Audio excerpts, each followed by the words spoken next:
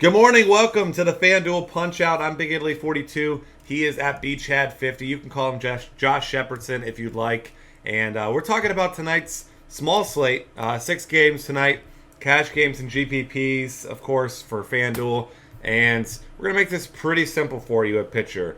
You're playing Felix Hernandez against Tampa Bay, or you're playing Clayton Kershaw against St. Louis in your cash games. And you're not playing anyone else in your cash games. Yeah, and I have a slight preference for Kershaw, but I mean, you're splitting hairs here. Both are fantastic. Felix is coming off of a rough outing, but he's facing a really bad Tampa Bay Rays offense and at home, so he's backed by a pitcher-friendly park. You really can't go wrong with either pitcher, but I like Kershaw ever so slightly more. Basically, he doesn't have Fernando Rodney trying to protect his lead. So, I mean, Felix might not give the ball to his manager so that the bullpen can mishandle his lead. But both pitchers are fine, and there's no reason to stray from him. Price is fine, but not at the sell, not against. His strikeout upside is far less than the other two at this point. He's striking out less than 8 batters per 9 innings so far this year. The fact that Kershaw and Felix strike out so many batters elevates their floor, even if they do give up a couple hits, couple long balls or something ridiculous. At least you know you've got the security of the strikeouts, and Price just hasn't generated those this year. So you're not going anyplace else. We talked about it even before the show. GPPs, I'm probably not straying from the duo either. There's nothing to save money for. The Coors game is early. There aren't big bats that you need to save for. Pay for your pitching in GPPs and cash games today. Yeah, I'm with you completely here. I mean, you look at the Rays Cardinals striking out almost 23% of the time against lefties. We know they're a very good lineup against righties, not so good against lefties. The Rays, on the other hand, 21% strikeout rate against righties. And Felix Hernandez just faced them 2 starts ago. Went complete game with 8 Ks. And that was the game that he got the win in the 9th inning because Nelson Cruz hit a home run. He outdueled Chris Archer. And if I'm not mistaken, he only threw about 90 pitches in that game. So, I mean, it was not silly. only dominance, but it was efficient dominance. So, yep. And you like to think that he's going to come back with a vengeance after that last game. Whatever was wrong, blame whatever you want. Tell all of us that he was a bad play. You're wrong. He was not a bad play. He's never a bad play. So, yeah, get yourself one of the two. I'm opposite side of the fence a little bit. I prefer Hernandez just a little bit, but like you said, you're splitting hairs. You can't go wrong with either one. They're only $100 difference, so if you really can't decide, play your same lineup, leave $100 on the table, and just chop it in half, and then you'll get 18 points out of one of them. Elsewhere, like you said, GPPs, I'm still going with these top guys. I mean, if you're forcing me to pick a cheaper guy, Garrett Richards, I guess, at 8,600. We know he's got upside. I don't like that he's in Yankee Stadium. He's been pitching right around 6 to 7 innings each game, so you like that. Strikeout upside has been there sometimes. It's completely disappeared at others. He's had 10K game, 1 strikeout game. I guess he would be my pivot. I'm not touching these 4 really cheap guys. If you have to go with one of the cheap guys, I guess Chase Anderson's going to be the guy I would throw in there just because the Mets just aren't very good, but I don't have much faith in him either, so I'm with you. Go with your top options. Don't overthink this one. There's not a lot of big bats you need tonight. Yeah, I mean, you're not saving for much, and that's really the key. Like, what's the opportunity cost? What are you costing yourself a hitter by starting a better pitcher? And, like, conversely, if you're going to pay up for hitting, like, the drop from Kershaw and Felix to Richards, who I do really like, but not at Yankee Stadium, is far steeper than what you're giving up a hitter. Yeah, completely agree with you there. And as you would anticipate on a fairly short slate, we move on to catcher, and there's not a whole lot of options. Actually, we're going to give you one name, 2 different people with the same name. But Brian McCann is going to be your top option, of course.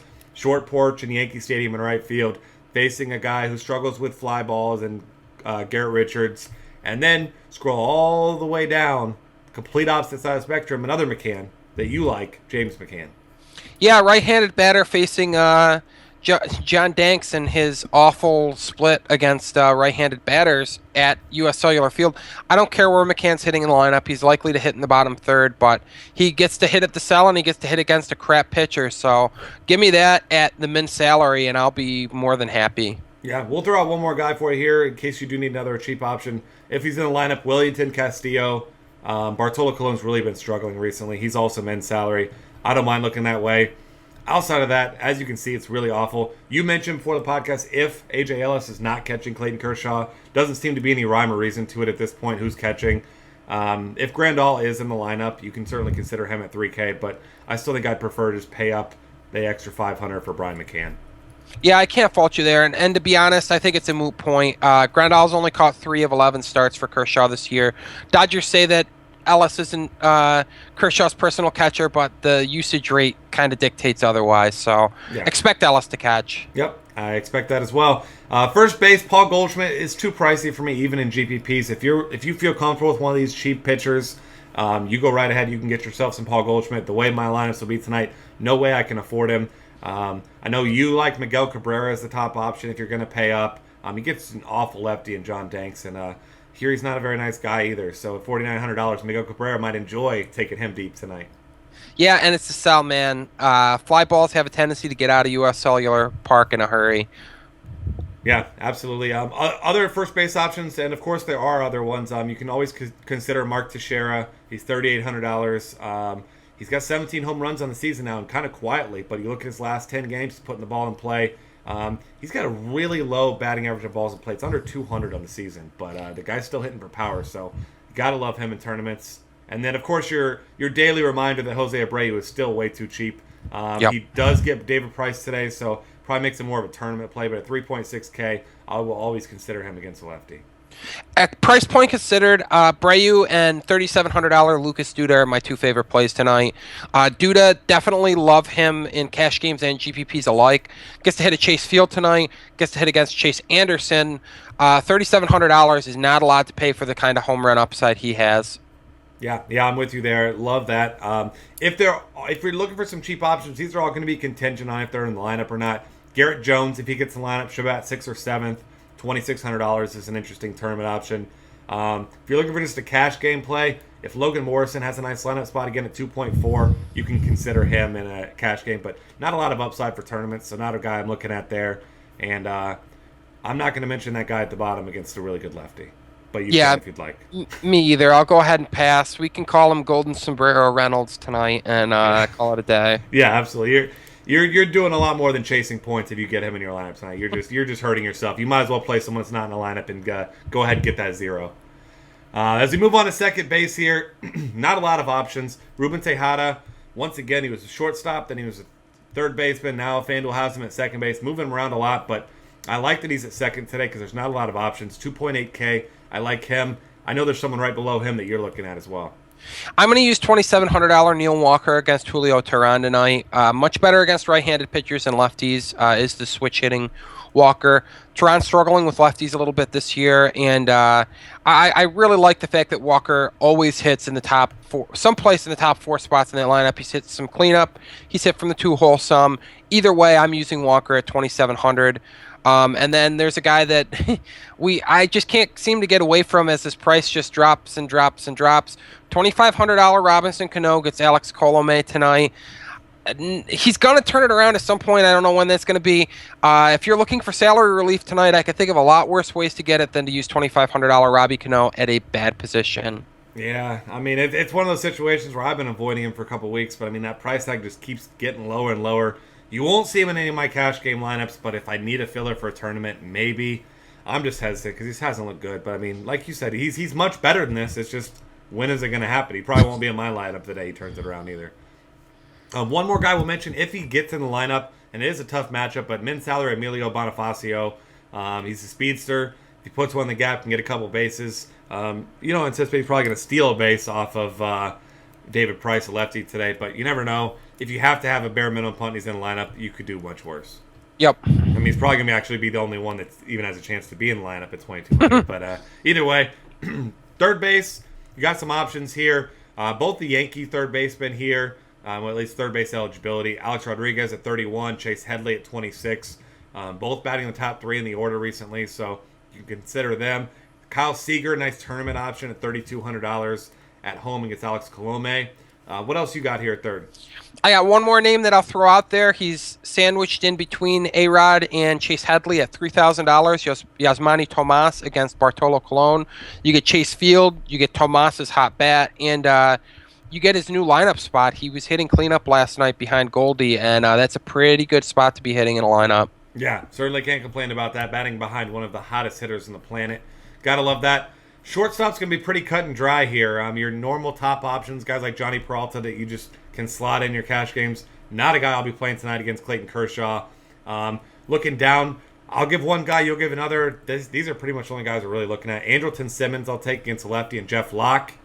And hopefully he's batting second. Who you got?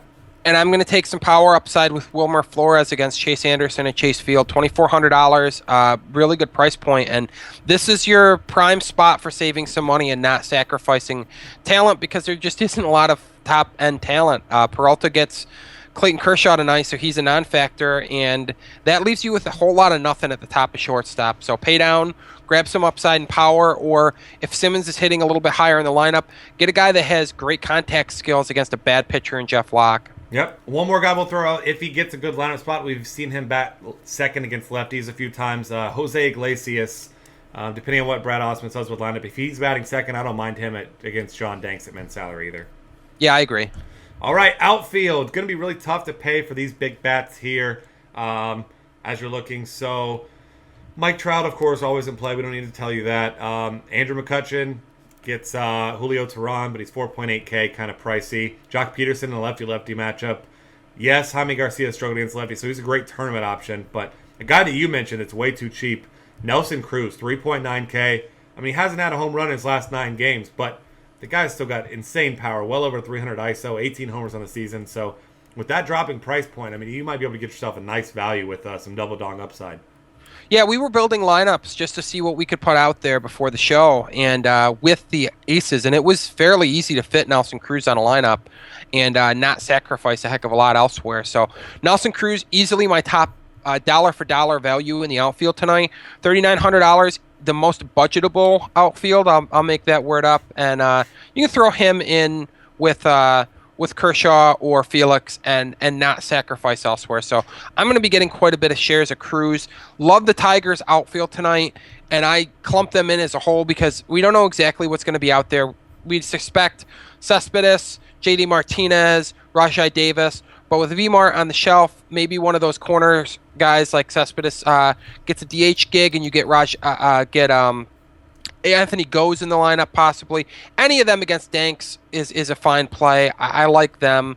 And then my favorite value play, it's unbelievable that his price went down, I believe, after yesterday's multi-on-base, multi-hit effort. Cole Calhoun, $2,600 at Yankee Stadium. You get that short porch for the left-handed batters to take advantage of, and Calhoun, really like him at $2,600. Yeah, I mean, he's going to be a really popular play tonight, and for good reason. I'll throw out another guy that I love, and I know you like him as well. Once again, going back to Yankee Stadium, Brett Gardner, Yep. $3,300. Always the steal upside, always he hit a triple last night. He's a guy that can put the ball in the gap. He's got a little bit of power as well. I think he's going to be a popular cash game play tonight, and it's going to be really hard for me to come off him tonight at that price. Yeah, and it's interesting. Fair price points for a lot of guys. Not a lot of. I'm not dipping down to the min salary options tonight. They just aren't there. The cheapest name that we found that's usable, and I do think that he is very usable, is Seth Smith at $2,400. Not a bad price point. I mean, if you really want to pay up for some options elsewhere, $2,400 Seth Smith will allow you to do that, and you aren't sacrificing a ton. But there really are no min salary outfielders tonight that you can look at and just be like, yeah, I feel good with him, which is kind of unusual. But at the same time, we also like all outfielders that are priced under $4,000, and that doesn't often happen either. So that's true. It's an interesting mix of talent tonight in the outfield. Absolutely. We'll throw out a couple more here. Gregory Polanco at $3,000. A couple of Mets guys. Curtis Granderson at 2.7 and Michael Kadire at 2.6. Yep. All right, with that, that's going to wrap things up. Find us on Twitter at DF Cafe. Subscribe to this YouTube channel and check out all of our content for today and every other day at dailyfantasycafe.com.